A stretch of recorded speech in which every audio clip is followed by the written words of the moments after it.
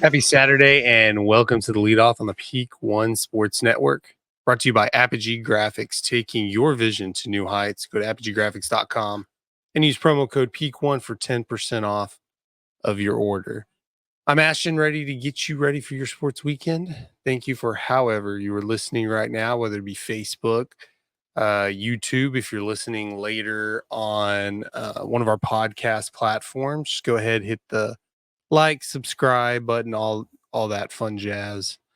Today we're going to talk Cowboys, college football, get a little bit baseball playoff update, and we'll talk a little bit more. But first, say goodbye to unruly behavior and hello to a well-mannered pup. The Dapper Dog Academy stands out as a top-notch canine training institute located in Cleburne and serving the DFW Metroplex.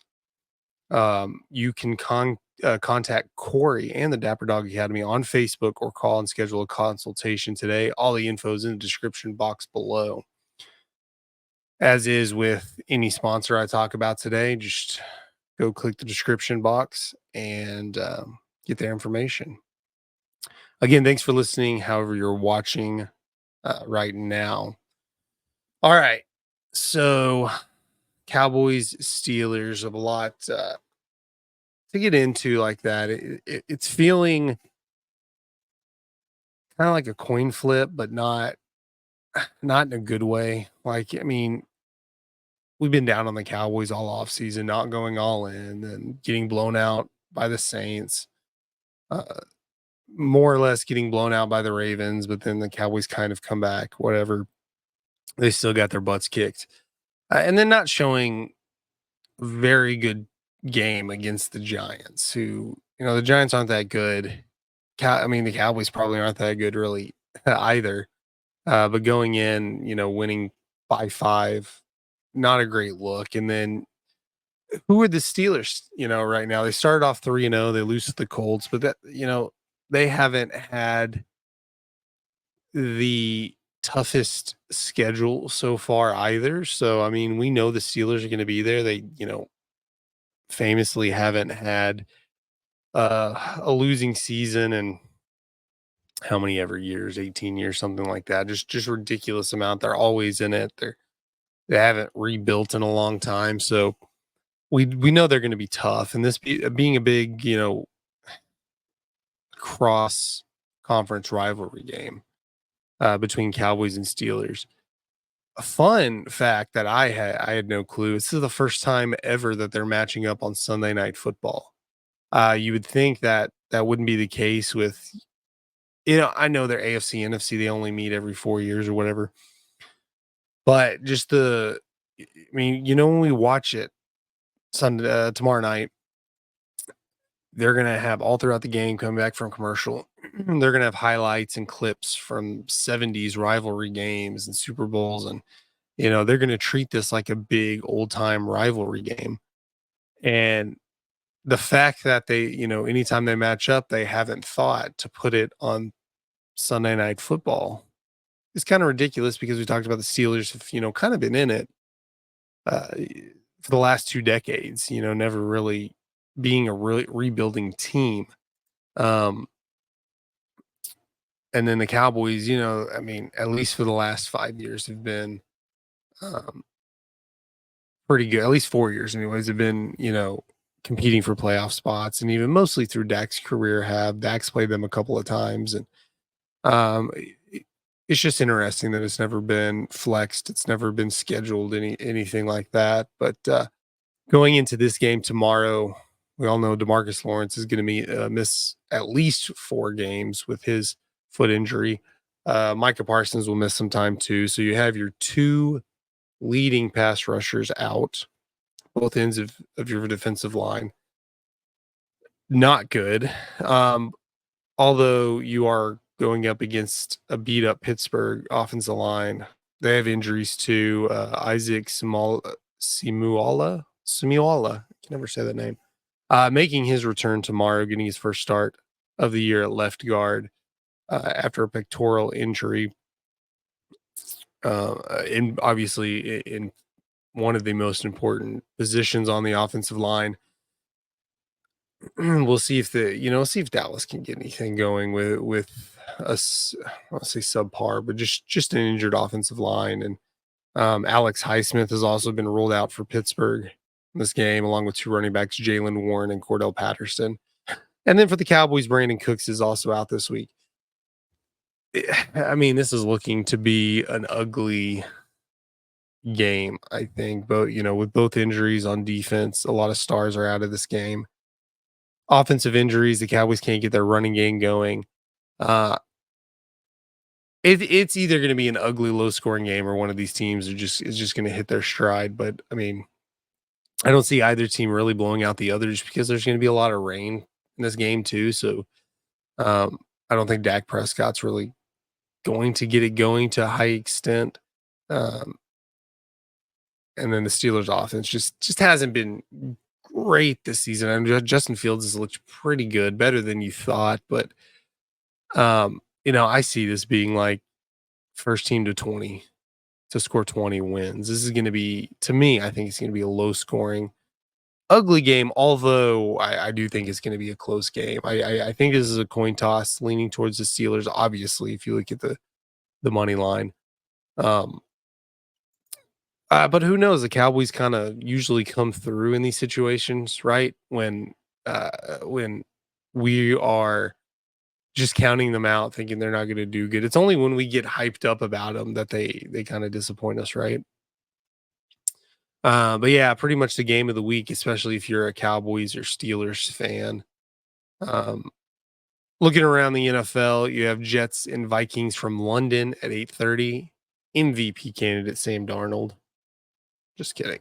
I mean, but no, it's still early, yeah. But I mean, Sam Darnold, it's just looking good. Early on in the season, 11-3, or excuse me, 11 touchdown to 3 interception ratio, 69% passing, 118.9 quarterback rating, and leading the 4-0 Vikings over the pond to play the struggling Jets. I don't know. Maybe Sam Darnold just has been dealing with playing quarterback for two bad franchises. Looking at the Jets and seeing what what they've done with a couple of quarterbacks. You've also have the Panthers. Look at that. I mean, look at Geno Smith having a decent season too. I mean, the last couple of years looking okay in Seattle. He played for the Jets as well, and then Baker Mayfield playing for the Panthers as well, and the Browns. Maybe some of these quarterback busts aren't busts as much as we think they are. They're just in bad situations with bad franchises, maybe. But back to Jets Vikings. In London, playing the struggling Jets, who just lost a really ugly 10-9 game versus Denver last week. So, do we like these London games? I mean,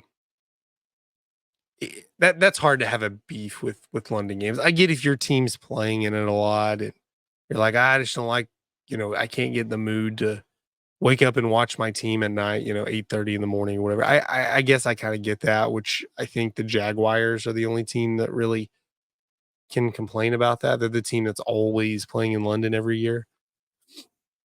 But in general, I mean, how can you not like it?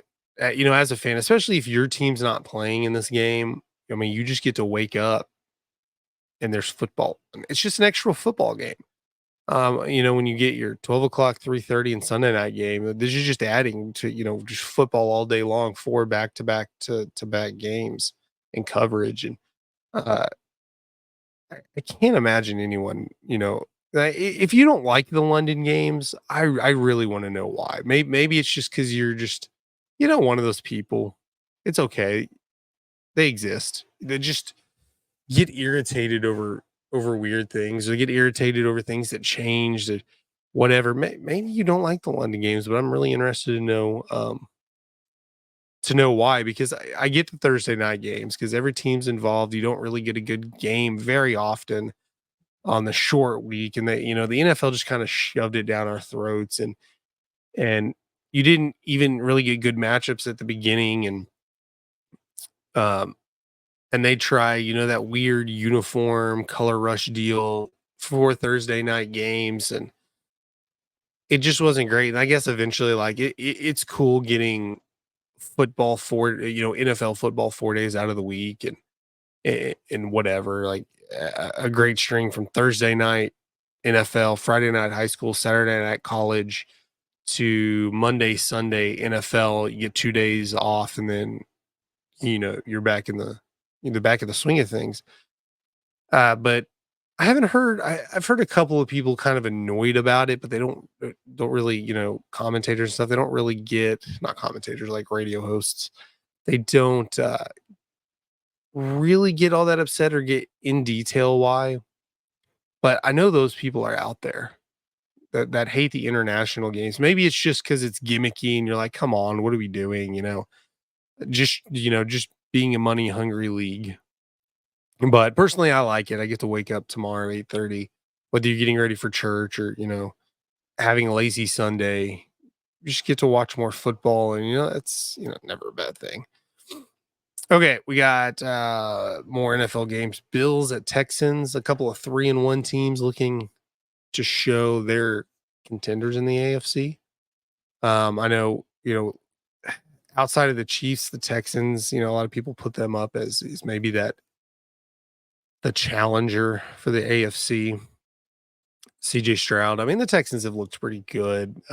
Getting who did they lose to? They got blown out by the Vikings, and then the Bills similarly, who 3 games they've looked really good, and then they get blown out by the Ravens. And um, two interesting teams, and Cowboys fans, that kind of makes you feel a little bit better. The Bills and Texans, two teams you would consider contenders to make it to the Super Bowl, looked good in 3 games and then gets blown out. Although I don't think the Cowboys have actually looked really good in any games, and they've been blown out in 2.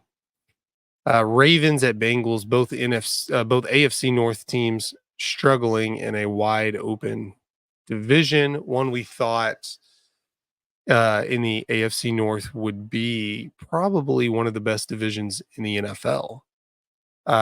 Or we were thinking maybe the Saints would be, the Steelers would be that 4th team, but they're in first place right now. Ravens struggled. Bengals just finally get a win. I thought they were going to have a resurgence and challenge Baltimore for that spot at the top of the AFC, but I mean they still have that opportunity. And then obviously the Browns just being the Browns. And we just saw Atlanta take down Tampa in a 36-30 win in overtime on Thursday Night Football. The NFC South all of a sudden looks pretty good. With the Saints did start out strong. They've lost a couple, but they do have a chance to show how for real they might be on Monday Night Football on the road against the Chiefs. That would be a for real win if they could pull that off to show that 2-0 start wasn't a fluke. Atlanta started off slow, but they're starting to look good. Tampa surprising with Baker Mayfield last season making the playoffs, and this season similar to that, where these teams, all 3 of these teams seem like they're at least getting your 2 free wins against Carolina. And then a team, a division that looks not too long ago, maybe 2-3 years ago, you would say is the worst division in football. And now the worst division is probably the AFC South, where I think just last year we were looking at, hey, they're kind of, they're on the up and up. The Texans look good. The Jaguars have Trevor Lawrence, the most hyped rookie quarterback since Peyton Manning. Well, I mean, rookie like 4 years ago, but he's the most hyped quarterback since Peyton Manning. Still, like we before this year, I think still people have confidence that he's going to put it together, but they're 0-4 now, and then you have the Colts getting Anthony Richardson, which earlier in the season, that Texans Colts game looked really good. Both quarterbacks looked good. Anthony Richardson hurt. He may miss tomorrow. And then, the Titans, you thought, they draft a quarterback. You thought maybe it might work out, but it's not. You lose Derrick Henry, and just things aren't working out in that division now. And then all of a sudden, NFC North, you thought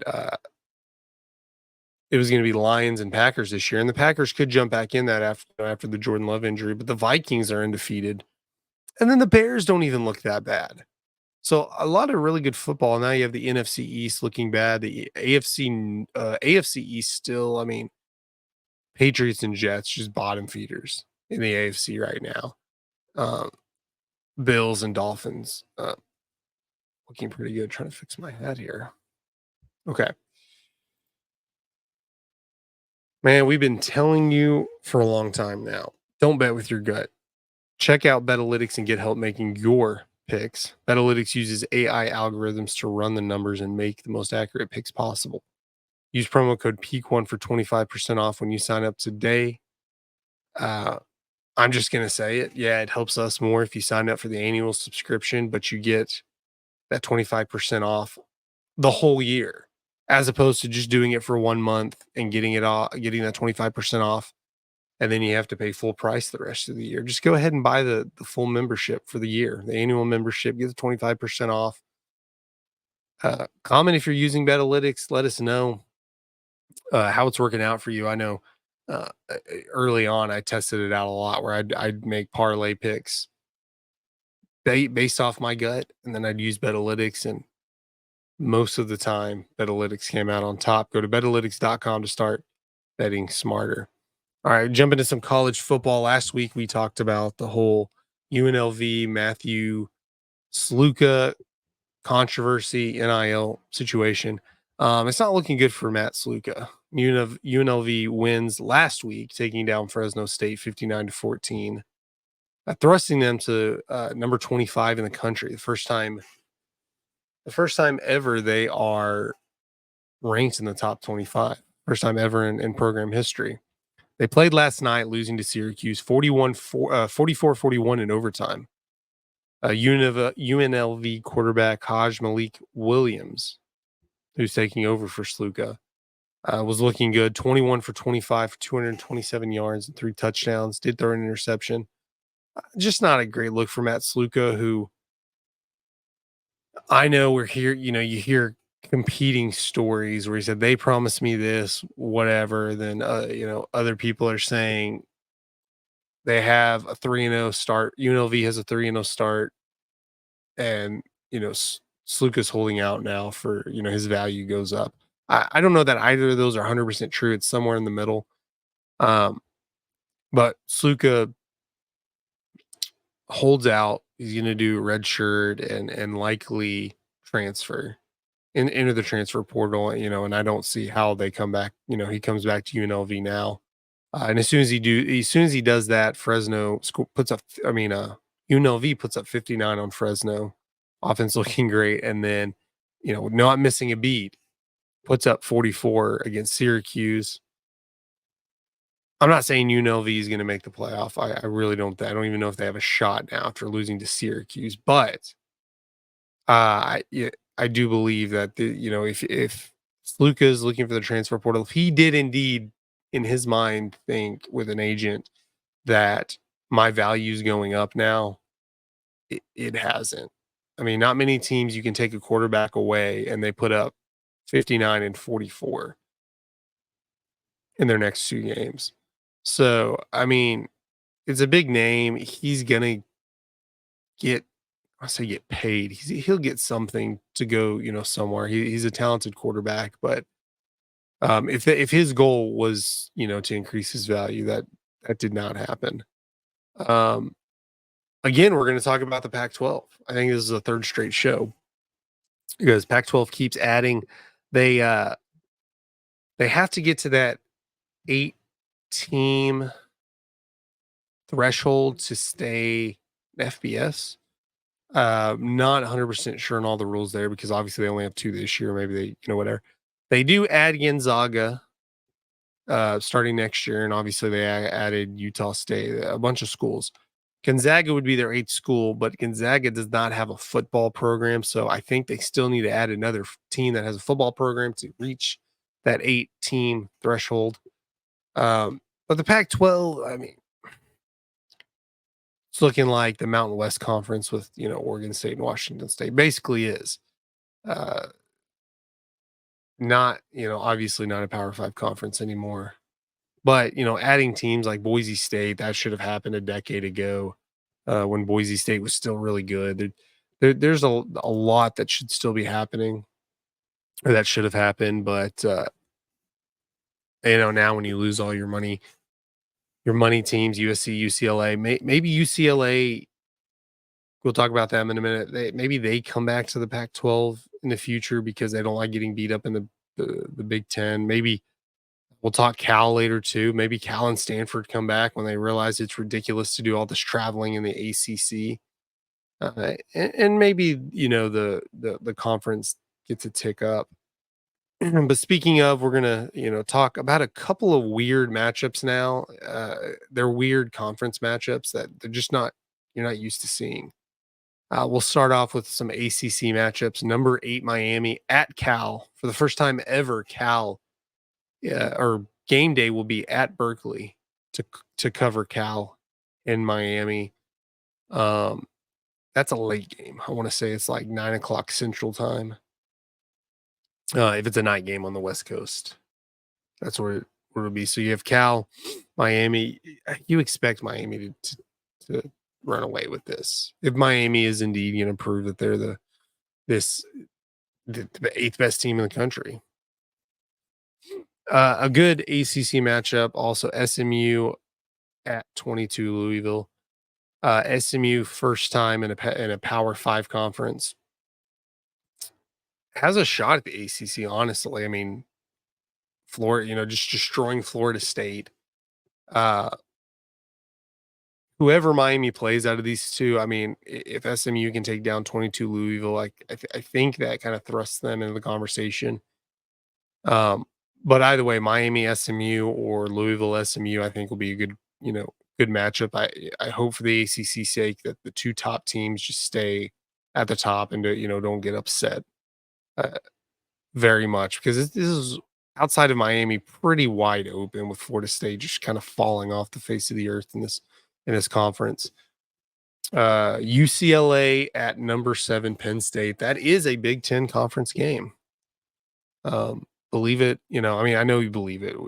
We've known UCLA joined the Big Ten. It's just when you're scrolling through game, you expect to see UCLA, USC, Oregon, Washington, Texas OU, which you still get in the SEC, Louisville, Florida State, Miami, North Carolina. Like, it's ingrained in your mind that you see these conference matchups. They look normal. This kind of looks like a bowl season schedule. UCLA, Penn State, Louisville, SMU, Miami, Cal. Another Big Ten, USC at Minnesota. Number 11 USC traveling to Minnesota for another Big Ten game. Number 10 Michigan at Washington for another Big Ten game, and that one is a national championship rematch. Obviously both teams are kind of down since then. Washington's not even ranked right now, but Michigan, Washington, Big Ten matchup. Even in a few in the Big 12, you're looking at Texas Tech at Arizona, Kansas at Arizona State, and then this one's not a weird matchup, but just a quick note on this. You have Utah State at number 21 Boise State. This year is a Mountain West Conference matchup. Next year will be a Pac-12 matchup.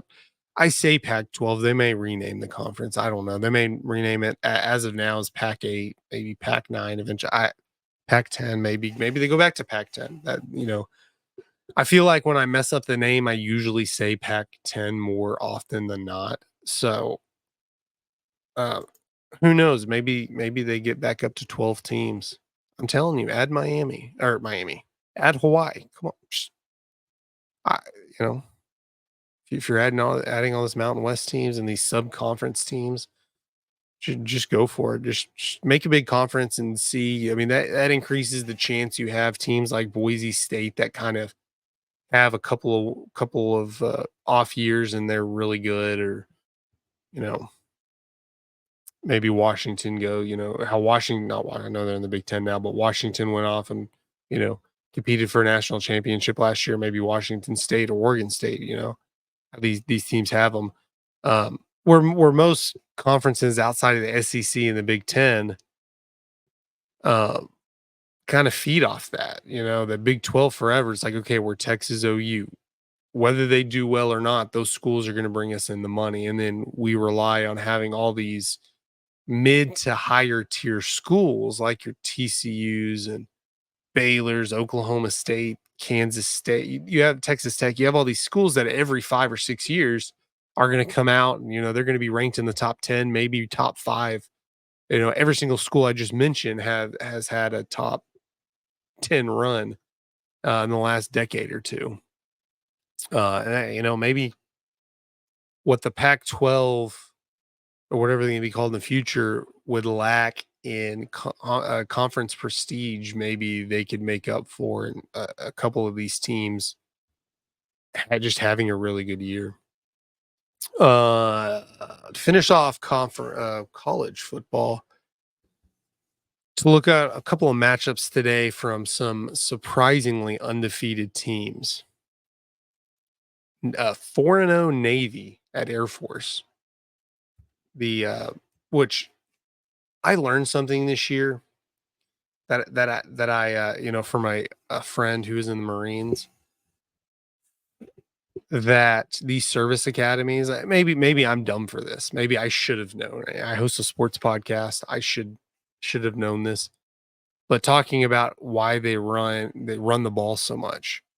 And my thought was, well, when you go, when you commit to Air Force or Navy or, Army or whatever, I know you're not necessarily committing to service. I think you can play for one season and transfer. I don't know all the rules, but if you're a really good quarterback that has a chance to make the NFL nowadays, you probably don't go to one of those schools. So you're not getting the best quarterback talent because they're going to other schools unless you just have that. You have to have that drive to serve your country and attend the Air Force Academy or Naval Academy. That's kind of would be ingrained in you. There's not a lot of people that are like, that's fine. They're recruiting me. I'm going to go play football there, and then I'm going to be in the Navy. But that was my thought. But really, it kind of opened my mind. Is that the service academies don't have the offensive lines, the big offensive linemen, because it's hard to be those sizes and be bigger offensive linemen and still qualify in a physical to be in the armed forces, which kind of blew my mind. I'm like, that makes so much sense. Why have I not noticed? I don't watch a lot of, I'll occasionally tune into an Army Navy game. But I don't really watch a lot of service academy schools. But that makes a lot of sense. But you have 4-0 Navy. We're talking about Army in a second. They're playing at Air Force.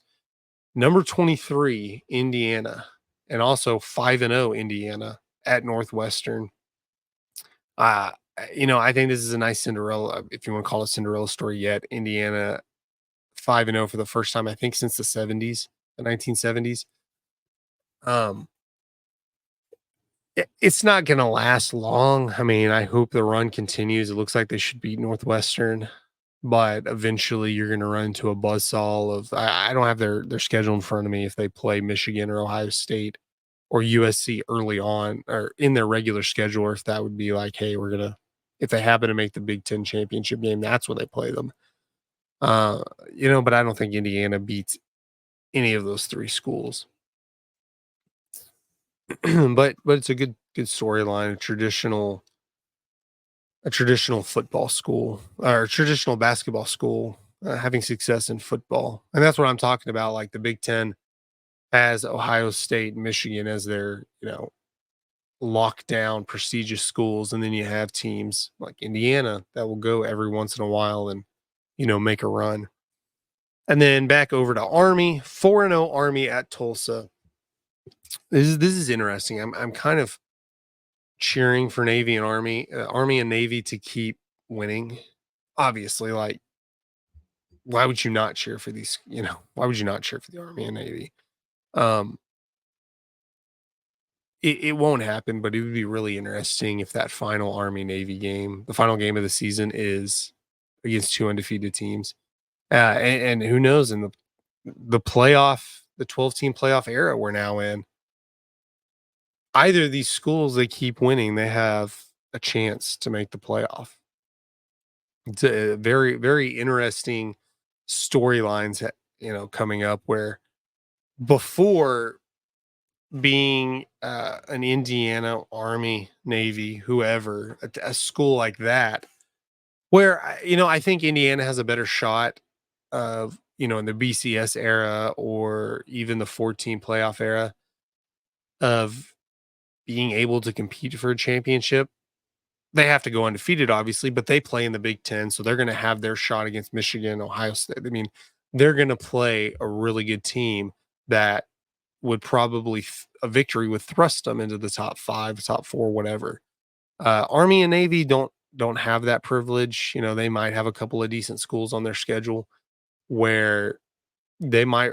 Again, I don't have their schedules in front of me, but they might run the table uh, against a lot of subpar teams that they could still make the 12. Are both these teams still independents?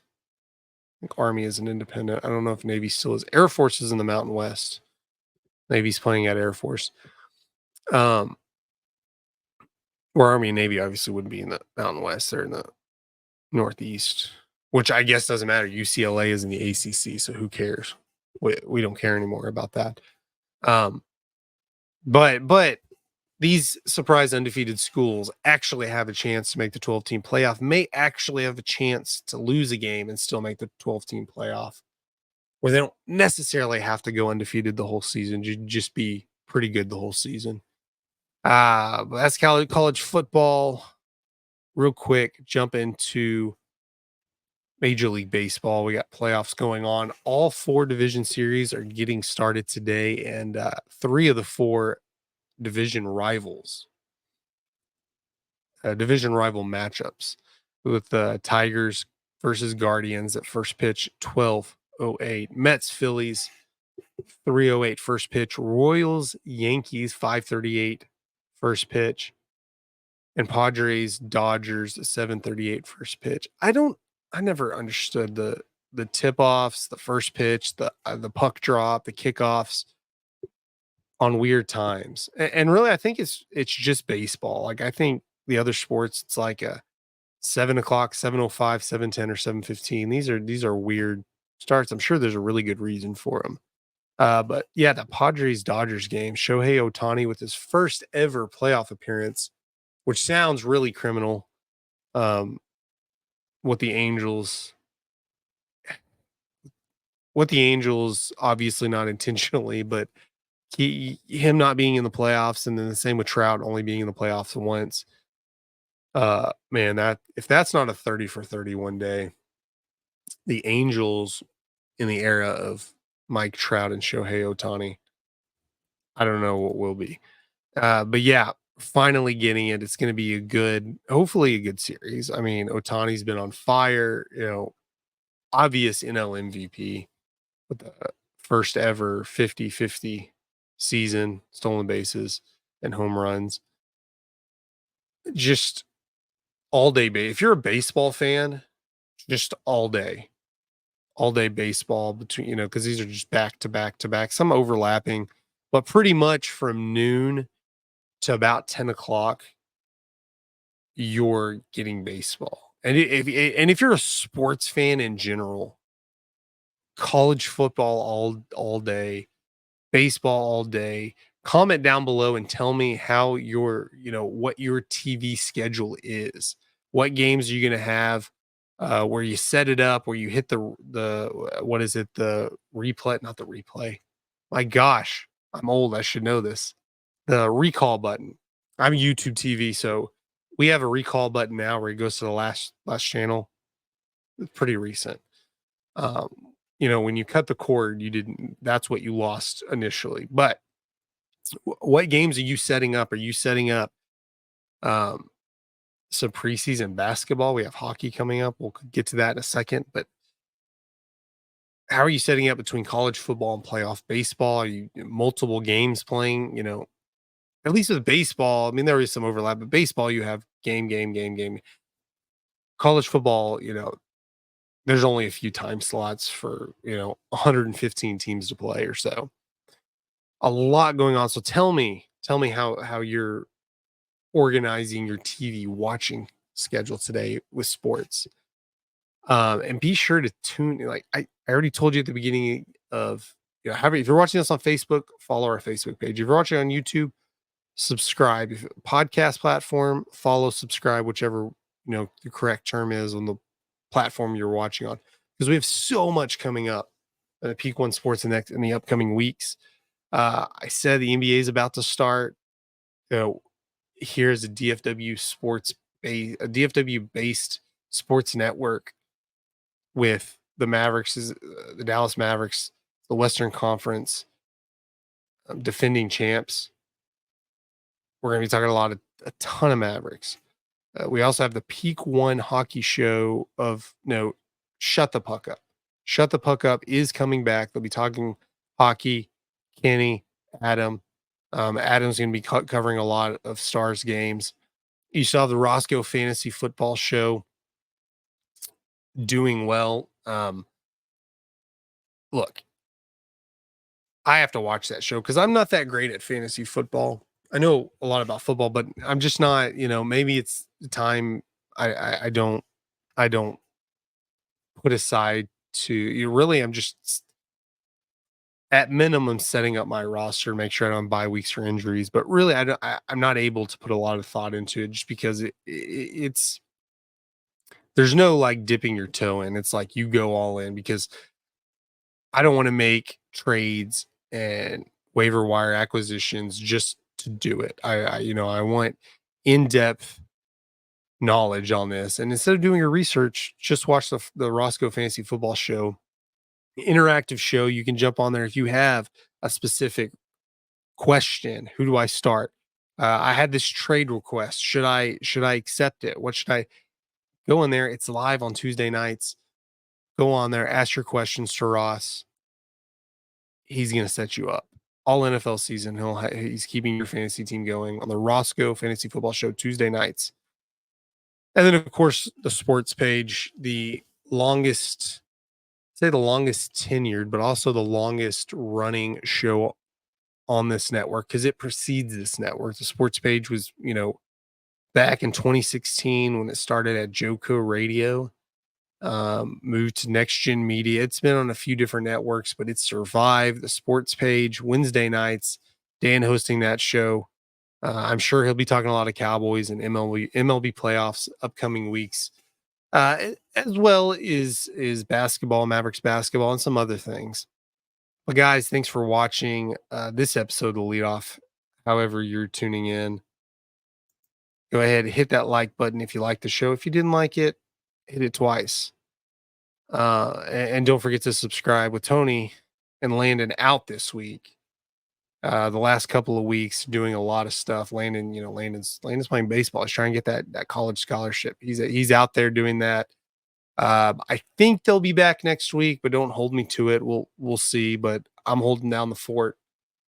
Until then, we'll get back with some Texas high school football here pretty soon. Friday night football. We have an announcement to make on that next week. But Friday night football will return momentarily. We were off this week because all the teams we cover were on the road. We usually do home games.